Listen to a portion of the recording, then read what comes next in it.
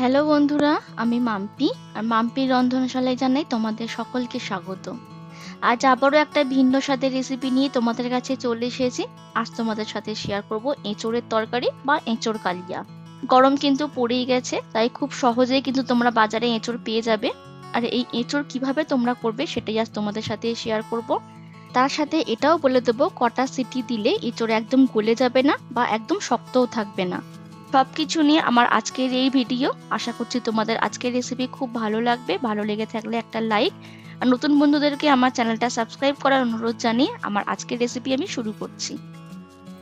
আজকে রান্নার জন্য যে উপকরণগুলো লাগছে চলো সেগুলো আগে তোমাদের দেখিয়ে দিই।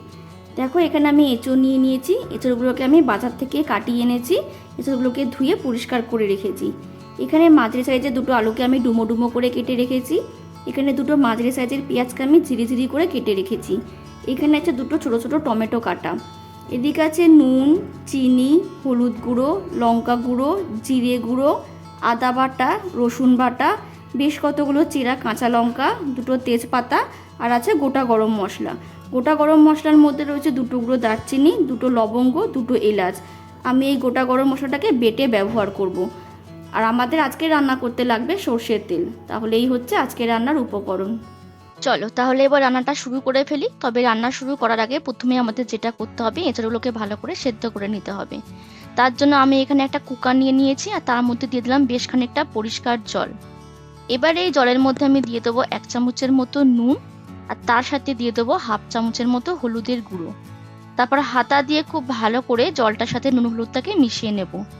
জলের মধ্যে নুন হলুদ মেশানো হয়ে গেলে এবার এই জলের মধ্যে দিয়ে দেবো আগে থেকে কেটে ধুয়ে রাখা এঁচড়ের টুকরোগুলো। আচ্ছা, এখানে জলের পরিমাণটা এবার বলে দিই। সমস্ত এঁচড়গুলো দেওয়ার পর যে লেয়ারটা হবে তার থেকে 1 কড় বেশি জল দিলেই হবে। সমস্ত এঁচড়গুলো আমি কুকারের মধ্যে দিয়ে দিলাম। দিয়ে ভালো করে একটু হাতা দিয়ে নাড়িয়ে চাড়িয়ে দিচ্ছি। ভালো করে এঁচড়ের সাথে নুন হলুদ জলটা মেশানো হয়ে গেলে এবার ঢাকা দিয়ে এটা আমি গ্যাসের মধ্যে বসিয়ে দেবো। আচ্ছা, এবার বলে দিই এঁচড় সেদ্ধ করার জন্য কটা সিটি দিতে হবে। এঁচড় সেদ্ধ করার জন্য কিন্তু বেশি সিটি দেওয়ার দরকার পড়ে না। একটা কিংবা দুটো দিলে কিন্তু এঁচড় খুব ভালোভাবে সেদ্ধ হয়ে যায়।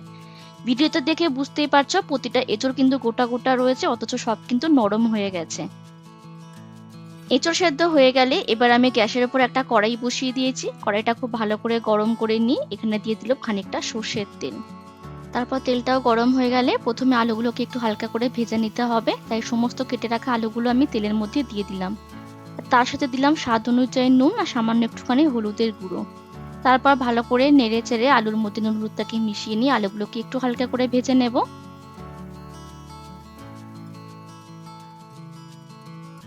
বেশ কিছুক্ষণ সময় নিয়ে খুব ভালো করে আলুগুলোকে আমি ভেজে নিয়েছি। আলুগুলোর গায়ে একটা লালচে রং ধরা শুরু করে দিয়েছে। এবার আমি সমস্ত আলুগুলোকে তেল থেকে ছেঁকে নিয়ে অন্য একটা পাত্রের মধ্যে তুলে রাখবো। এবার ওই আলু ভাজা তেলের মধ্যে দিয়ে দিলাম দুটো তেজপাতা আর দিয়ে দিলাম বেশ কয়েকটা চেরা কাঁচা লঙ্কা। আমি এই তেলেই কিন্তু বাকি রান্নাটা করব, তোমাদের প্রয়োজন হলে তেল আরও অ্যাড করতে পারো। এবার কয়েক সেকেন্ড নেড়ে চেড়ে ফোড়নটাকে একটু ভালো করে ভেজে নিচ্ছি। কাঁচা লঙ্কার গায়ের রংটা যখন একটু পাল্টে যাবে তখন এখানে দিয়ে দেবো ঝিরি করে কেটে রাখা পেঁয়াজের টুকরোগুলো। আর সেই সঙ্গে দিয়ে দেবো স্বাদ অনুযায়ী নুন। এই সময় নুনটা দিলে পেঁয়াজগুলো খুব তাড়াতাড়ি নরম হয়ে যাবে। ভালো করে নেড়ে চেড়ে পেঁয়াজগুলোকে একটু ভাজা ভাজা করে নেব। তবে খেয়াল রাখতে হবে হাই ফ্লেমে কিন্তু পেঁয়াজগুলোকে একদম কড়কড়ে করে ভেজে ফেলো না, তাহলে কিন্তু খেতে ভালো লাগবে না। একটু নরম নরম হওয়া অবধি পেঁয়াজগুলোকে ভালো করে ভেজে নিতে হবে। এইদিকে দেখো বেশ কিছুক্ষণ আমি ভালো করে পেঁয়াজগুলোকে ভেজে নিয়েছি। আর দেখে বুঝতেই পারছো পেঁয়াজগুলো কিন্তু বেশ নরম নরম হয়ে গেছে আর লালচে রং হয়ে গেছে। এবার আমি এর মধ্যে দিয়ে দিলাম আদা রসুন বাটা। খুব ভালো করে এবার নেড়ে চেড়ে মিশিয়ে নিচ্ছি পেঁয়াজের সাথে। এটা ততক্ষণ অবধি রান্না করে নিতে হবে যতক্ষণ না আদা রসুনের কাঁচা গন্ধটা একেবারে চলে যাচ্ছে। খুব ভালো করে মশলাটাকে কষিয়ে নিতে হবে। বেশ কিছুক্ষণ সময় নিয়ে খুব ভালো করে মশলাটা আমি কষিয়ে নিয়েছি। মশলা থেকে কিন্তু আর কোনো রকম কাঁচা গন্ধ বেরোচ্ছে না।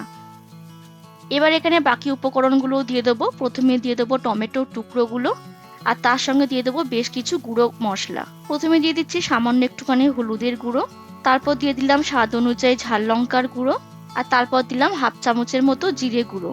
আর সবশেষে দিচ্ছি সামান্য একটুখানি চিনি, এটা স্বাদটাকে ব্যালেন্স করবে। আর যেহেতু মশলাটা তলায় লেগে লেগে যাচ্ছিল তাই সামান্য একটুখানি জল দিয়ে দিলাম। দিয়ে খুব ভালো করে সমস্ত কিছু এবার মিশিয়ে নিয়ে রান্না করে নিতে হবে কিছুক্ষণ। ততক্ষণ না মশলাটা খুব ভালো করে কষানো হচ্ছে। এইভাবেই মশলা কষাতে কষাতে সমস্ত টমেটোর টুকরোগুলো কিন্তু একদম নরম হয়ে গিয়ে মশলার সাথে মিশে যাবে। ৪-৫ মিনিট সময় নিয়ে মশলাটা ভালো করে আমি কষিয়ে নিচ্ছি। টমেটোগুলো কিন্তু একদম নরম হয়ে গেছে। এই সময় খুন্তির মাথাটা দিয়ে টমেটোগুলোকে ভালো করে আমি ঘেটে ঘেটে দিচ্ছি। আর দেখে বুঝতেই পারছো মশলা দিয়ে কিন্তু আস্তে আস্তে তেল ছাড়তেও শুরু করে দিয়েছে। মশলাটাকে আমি আরো কিছুক্ষণ একটু কষিয়ে নেব। আরো ২-৩ মিনিটের মতো সময় নিয়ে মশলা খুব ভালো করে আমি কষিয়ে নিয়েছি। মশলা কিন্তু খুব ভালো করে কষানো হয়ে গেছে। তেলটা পুরোপুরি কিন্তু মশলা থেকে রিলিজ করে দিয়েছে।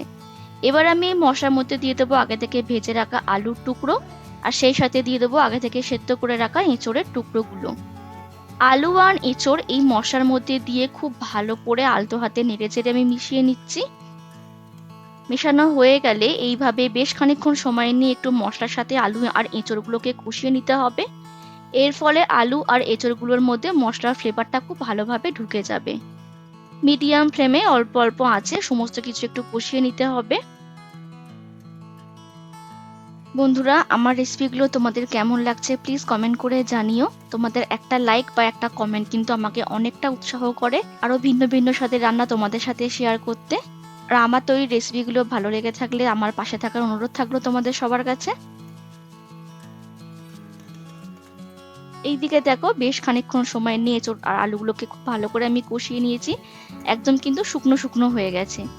এবার আমি এখানে দিয়ে দেবো জল। আমি এখানে গরম জল ব্যবহার করেছি। যে যেরকম ঝোল বা গ্রেভি রাখতে চাও সেই বুঝে জলটা এখানে দিয়ে দিতে হবে।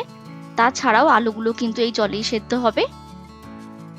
জলটা দিয়ে খুব ভালোভাবে আমি আলু আর এঁচোড়ের সাথে মিশিয়ে নিচ্ছি। মেশানো হয়ে গেলে ঢাকা দিয়ে মিডিয়াম ফ্লেমে এটা আমি ৭ থেকে ৮ মিনিট রান্না করে নেব। এতে সমস্ত কিছু খুব ভালোভাবে সেদ্ধ হয়ে যাবে।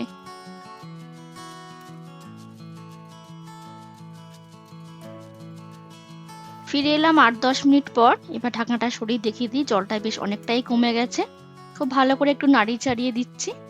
এই সময়তে কিন্তু নুনটা চেক করে নিতে হবে। নুনের পরিমাণ কম হলে এখানে নুনটা দিয়ে ভালো করে মিশিয়ে নিতে হবে।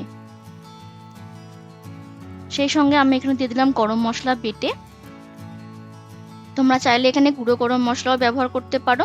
তবে গুঁড়ো গরম মশলা ব্যবহার করার থেকে বাটা মশলা যদি একটু ব্যবহার করো তাহলে কিন্তু সেই রান্নার স্বাদ অনেক বেশি ভালো হয়। নুন আর গরম মশলা দিয়ে খুব ভালো করে আমি সমস্ত কিছুর সাথে নেড়েচেড়ে একটু মিশিয়ে নিচ্ছি। মেশানো হয়ে গেলে ১ মিনিটের মতো আমি ফুটিয়ে নিয়ে এবার ওভেনটাকে আমি অফ করে দিয়ে এইভাবে ঢাকা দিয়ে ১০ মিনিটের জন্য স্ট্যান্ডিং টাইমে রেখে দেব। স্ট্যান্ডিং টাইমে ১০ মিনিট রাখার পর এবার ঢাকনাটাকে সরিয়ে নিচ্ছি। এই হচ্ছে আমাদের আজকের রান্নার ফাইনাল লুক। তৈরি হয়ে গেছে এঁচোড়ের তরকারি বা এঁচোড় কালিয়া। দেখে বুঝতেই পারছো রেসিপিটা কতটা লোভনীয় হয়েছে। তাই বন্ধুরা তোমরা কিন্তু অবশ্যই বাড়িতে একবার এইভাবে ট্রাই করে দেখতে পারো। আশা করছি তোমাদের সকলের ভালো লাগবে। তাহলে আজকের মতো এখানেই শেষ করছি। দেখা হবে অন্য কোনো একটা দিন ভিন্ন স্বাদের রেসিপি নিয়ে। আজকের মতো টাটা।